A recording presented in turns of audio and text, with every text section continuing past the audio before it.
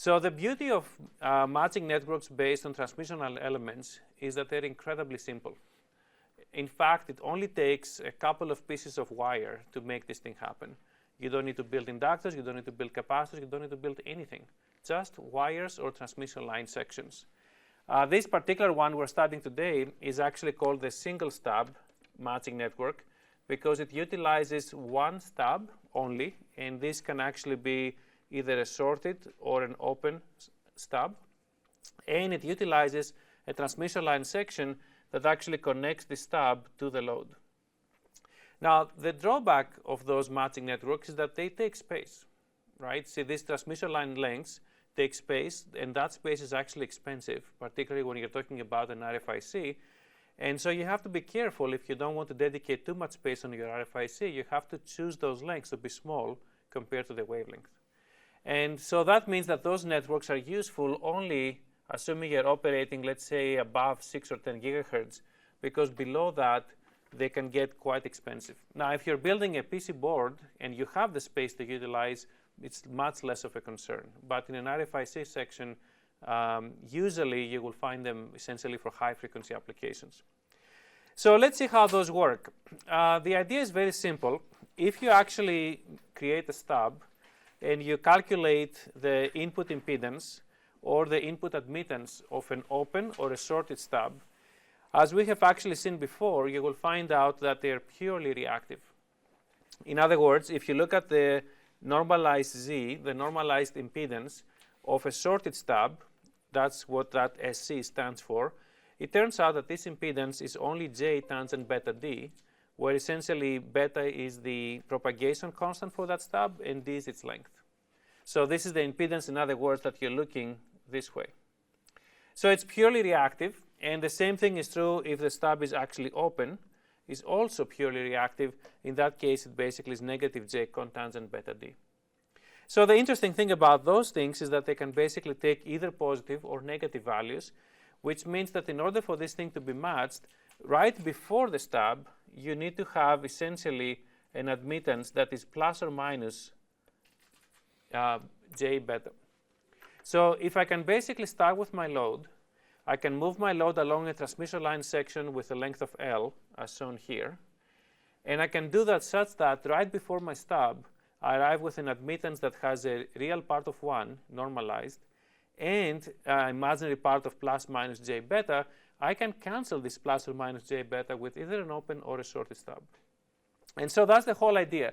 The whole idea, which I will show with an example, is to start with a load. In this particular case, my load is 2.2 plus J.6. Move this load in a transmission line section, and we know that this happens when I actually rotate my load clockwise along essentially a circle. So move this load on this circle until I hit a load, until I hit an impedance with a real part of 1. Now that real part of 1 is actually the admittance, and so as I mentioned actually in a previous lecture, it helps a lot to utilize that circle here, the Y is equal 1 circle. This is a circle that automatically is given to you if you use the ZY Smith chart, but if you don't use the ZY Smith chart, you use the simple one I'm using here, you can actually always draw it by hand. So if you utilize that circle, you will see that very quickly there are essentially 2 points that the blue and the red circle intersect.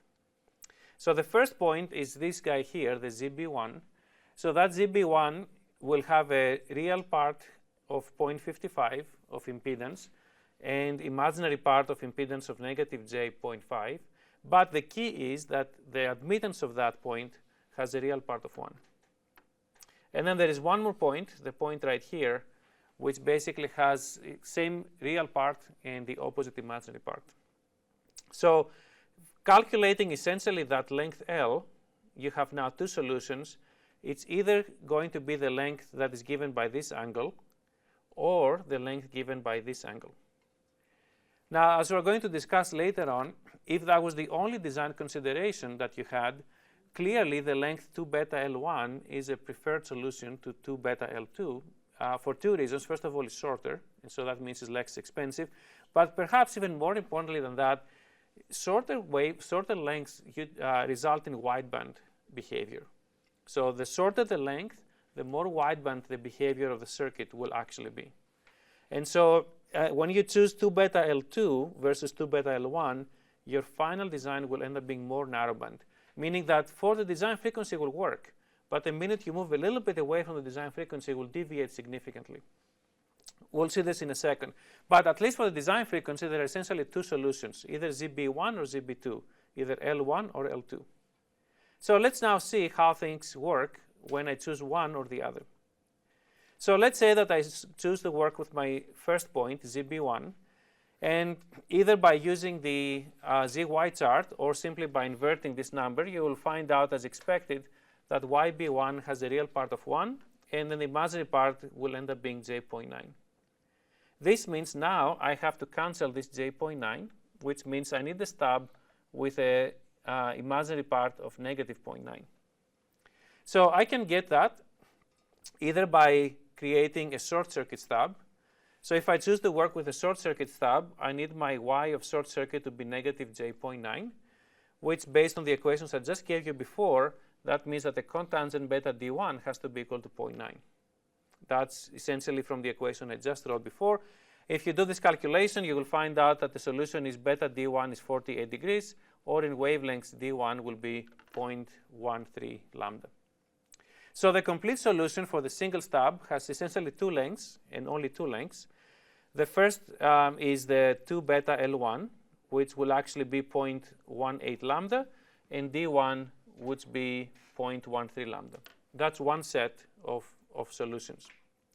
I could also go ahead and work with an open circuit. If I work with an open circuit stub, now my open circuit admittance has to be -J.9, which means that now my tangent beta D1 has to be -0.9, which results now in D1 to be 0.8 lambda.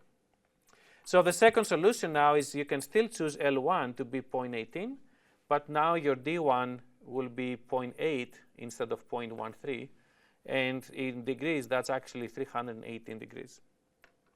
So clearly, if you were to go ahead and work with a point B1, ideally you would like to basically choose the short circuit stub, since this would be a shorter stub, actually much shorter in this case, and a more wideband stub. I'll come back to this in a second, but let's look at the second solution. So the second solution is to pick the second point, ZB2. In that case, my 2 beta L2 will be 262 degrees, or 0.36 lambda. And similarly, I have 2 stubs that can cancel the reactive part. The first one will end up being 0.866, and the second one will be 0.117. So again, if I were to work with this solution and pick essentially the second length, L2, then the open circuit stub, in this case, will actually be preferred since it will be shorter. Now, you might say, why do you have to consider all of these solutions? Why can't you just pick the 2 shortest lengths possible? So, for example, in this case, the 2 shortest lengths possible would be this one here, 0.18, and this one here that comes from a short stub. So there are 2 answers to that. Probably the most interesting answer is that sometimes you can't actually create the stub you need. For example, here you have a short stub. If your transmission line ends up being on a substrate that is essentially it's impossible to drill, and you have chosen a microstrip line, then tough luck, you can't create a short stub. And so even though it might result in the best possible wideband solution, it may actually not work. There is also a second thing, which is actually case-by-case dependent. Sometimes you may not be able to do any sorting in a circuit simply because you will destroy your bias network.